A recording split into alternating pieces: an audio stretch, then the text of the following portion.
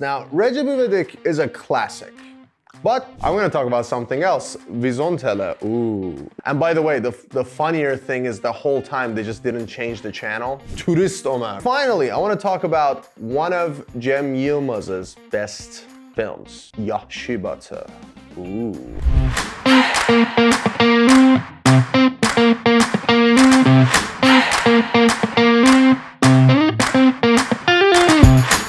Alright guys, welcome back to the show where I talk about Turkish movies and English movies. You were gone so long, my beard left. But we're here now, that's what matters. That's what matters. Sorry for the absurdist intro, but that's what matters, because we're gonna talk about comedies today. Now, Turkish comedies, very rich. Some would say too many Turkish comedies, like guys, you know, let's take a break. But no, don't take a break. I'm gonna give you a few Turkish comedies that are classics. You must have seen them. If you haven't seen them, let me know in the comments and other Turkish people will shame you. And then I will suggest some English comedies that you can watch if you liked those Turkish comedies. Mohammad is a vulgar guy, just like Recep İvedik. Yes, now Recep İvedik is a classic. But it's a classic in a way that it is extremely polarizing. You cannot find a person that just kind of likes it. It's either they love it, oh my god, it's a genius film, I cannot believe the depths of comedy that we've reached, and either they hate it. They're like, oh my god, Recep İvedik, who would watch that thing? Now, personally, I understand both people. The character of Recep İvedik kind of exemplifies the lovable loser trope within films. You know, the guy that kind of, you know, at first glance, there ain't much there. He's mean, he's rude, he has complexes, he's aggressive. You know his thing, that's Recep İvedik's thing. But at the end of the day, you know, he's got a good heart sometimes. He hit that bellboy too many times, so I'm gonna say he has a good heart sometimes.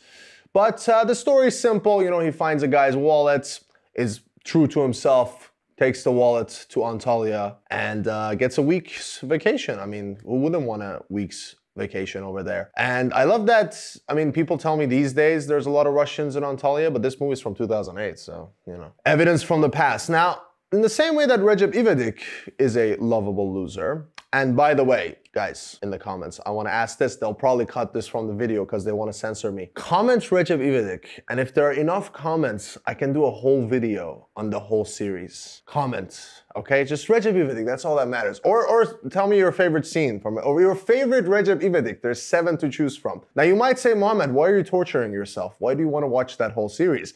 I say it's for the content. Now, in the same way that Recep İvedik is a lovable loser, there's another film from 2001 starring David Spade called Joe Dirt. Now, Joe Dirt is a lot purer of heart than Recep İvedik. He's just kind of dumb. That's like, it's not that he's mean or he's aggressive or he hits bellboys whenever he gets the chance. He's just kind of dumb. So check out Joe Dirt, don't watch the sequel. Joe Dirt already is not that good. You just watch it because it's like, it's funny, it's a good comedy. David Spade, Adam Sandler's friend, you know, it kind of works. But the second one, just don't watch the second one. It's like Dumb and Dumber, you know, you shouldn't watch the second or the third one. Now, next up, I want to go way back. There is another classic that everybody has seen. Again, if you haven't seen, comment, and then the people that have seen it, shame that person. Hababam Sınıfı, yes.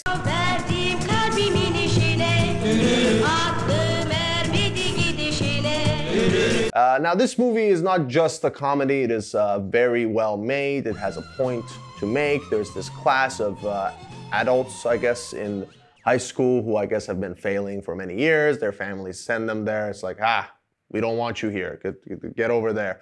We'll pay for it. We'll pay not to have you at our house. Funny story, when I was in 6th grade, my biology teacher one day stopped the whole class and said, guys, do you know why you're here? And we said, oh, to learn biology or to, you know, improve ourselves. He said, no, you're here because your parents don't want you at home. So when I watched Hababam Sınıfı, I kind of empathized with those boys. But anyway, the story has an eclectic cast of characters. They all have, you know, you got Shaban, you know, nerd, I guess that's what inek means, right? Nerd, kind of, but not nerd because they call him stupid. You got the handsome guy, I forget his name, Damat something. He's got not a wife, I guess a girlfriend. Then there's a kid, then you got the lady that takes care of all of them, I forgot her name. But guys, names are not important. What is important is ditching class. And yes, in the same way that in Hababam Sınıfı, by the way, the ending is very dramatic. If you haven't seen Hababam Sınıfı, the ending, you're like, oh wow, this is a great film. Like the whole movie, you're kind of like, okay, they're kind of being mean to Şaban here. What are they doing? Ah, that was mean. Oh, that was weird. Why are they cheating in the contest with the girls' high school? But then the ending comes and saves the whole movie, and you're like, wow, this is a serious film. This is a critique of the education system at the time. I said at the time. I don't know if it's prevalent today. You'll cut that. Don't put that in there. I don't want to. Silivri is not just cold, it's far. I've looked at it on Google Maps. It's really far. Like even the Metro bus gave up on Silivri. The Marmara gave up on Silivri. Nobody goes to Silivri, including me, hopefully. Anyway, cut that. That's just a bull crap thing that I said. Anyway, yes, in the same way that in Hababam Sınıfı, skipping class is like the big thing everybody wants to do. There's another movie from the 80s, a little later, Ferris Bueller's Day Off. Now, this is another classic film. It is one of John Hughes' better comedies. Well, John Hughes has a lot of good comedies, but Ferris Bueller's Day Off is another classic where Ferris Bueller skips class and yeah, a lot of crazy stuff happens. I'm not gonna tell you what happens. Much crazier than Hababam Sınıfı, trust me. Trust me, there's lots of crazy stuff. I'm not gonna talk about it. Do you want me to talk about it? I'm not gonna talk about it. I'm gonna talk about something else. Vizontele, ooh, classic. A 2001 film by Yılmaz Erdoğan, which tells the story of the first television that enters a village in, can we say Middle Anatolia? Eastern Anatolia, okay. In Eastern Anatolia, not middle. That would be slanderous if I said Middle Anatolia, because it's so different from Eastern Anatolia. Lots of differences there, extremely different. Anyway, yes, it tells the story of the first television entering this village in Eastern Anatolia and everybody's reactions to it, because these people are still getting used to the radio. A television comes in, they're like, oh my God, it's radio, but there's pictures. Oh my God, da da da da. And there's one scene that I love particularly where they kind of just put all their efforts into getting the TV up to the mountain, and they're like, we're finally gonna catch a signal. We're finally gonna catch a signal. And by the way, the funnier thing is the whole time they just didn't change the channel. So it was on a dead channel, like because the security guard, he figures out like, yeah. Anyway, and it's comedy, right? They go up all the way to the mountain and they catch an Iranian news broadcast. That was good. That was funny. I felt like, thank you, Yılmaz Erdoğan.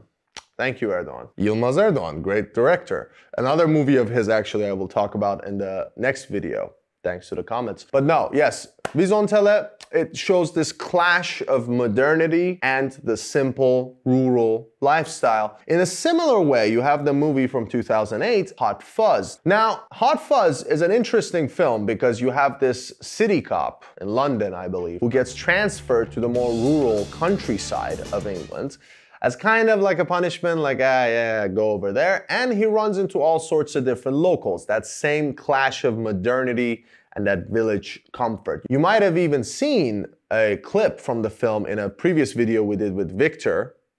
I'm doing promotional stuff, like watch that video too. With Victor, our speaker, where he tries to decipher some of the accents that exist. Just watch that scene again, because I didn't understand what he was saying.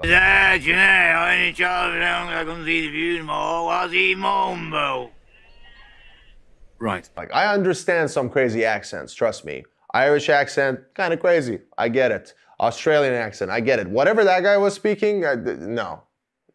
I don't get it. I don't. But anyway, great movie, funny movie, part of the Cornetto trilogy, Shaun of the Dead, and this is the end of the world, or this is where the world ends. You'll tell me in the comments. You won't tell me in the comments, but do tell me in the comments, because the comments are everything. It's how we communicate. Like, don't try to find me in real life. Just comment. Next time I see you in real life, I'm gonna be like, write it in the comments. I will read the comments. Anyway, yes. Now, besides Vizontele, besides Recep İvedik, which again, Recep İvedik, so I can make a whole series, okay? Comment. Besides those movies, there's another. I don't want to call it a classic. I really don't want to call it a classic. Because if I were to call it a classic, you would say that, Mohammad, it's not old enough. But it is old enough. Turist, Ömer, brother. That movie is very old. It's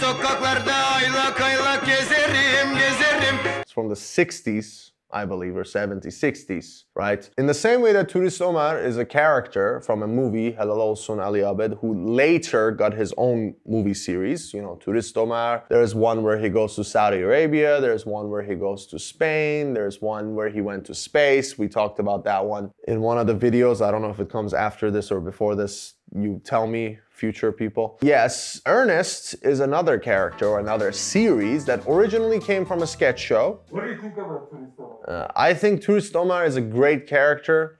I love that he's from Kasımpaşa, or he lives in Kasımpaşa. I'm not sure, but he talks about Kasımpaşa a lot. Means a lot to me as someone who lived in Tarlabaşı for a year. And I will tell you, it's a wonderful neighborhood. Lots of great people there. Safe streets, very safe to walk at night in Tarlabaşı. And nothing bad ever happens there. Nothing. I was not paid by the Tarlabaşı street gangs. There are no street gangs. Who would pay me? Don't worry about that. I just love that when he says he's from Kasımpaşa, I feel a sense of like, my guy.